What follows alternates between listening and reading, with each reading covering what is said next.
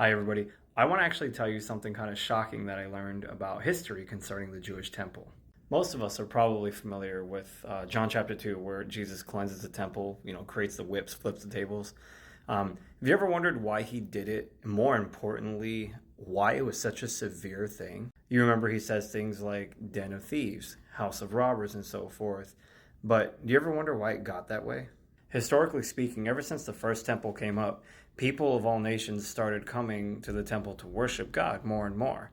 Well, they came with foreign currencies, and what they had to do in Jerusalem during that time is they set up little booths, almost think about like pop up stores, to do the exchanges. And these were outside of the temple as it started off. By the time you get to the Herodian temple, the Jews were not allowed to have their own currency as per Roman law, so they had to use a currency that was local. If you also remember that there was a court of the Gentiles where all the nations that were not Jewish could come and they could worship God.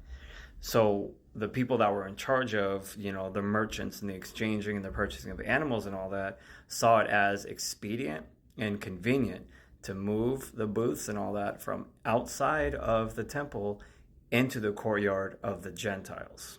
When Jesus saw this, it would have been absolutely just to be furious and to flip those tables and to drive those people out.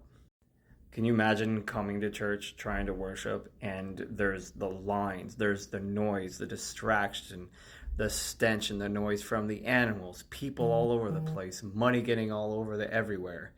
That would be incredibly difficult to try to worship God. We do have to be careful with trying to blame essentially the Jews for doing that, because we have to keep in mind that it wasn't 100% of the Jewish nation that made that decision. There's a smaller group that were in power that made that choice, and it reflected bad on the other Jews that probably were not in favor of that. Because you have to remember that God in Isaiah 43 tells the Jews that they are his witnesses, right? The Jewish nation was supposed to be the witnesses to the rest of the world. Kind of difficult to do that when you invite them into the building and they have no room to worship. I hope that this helped you. More to come.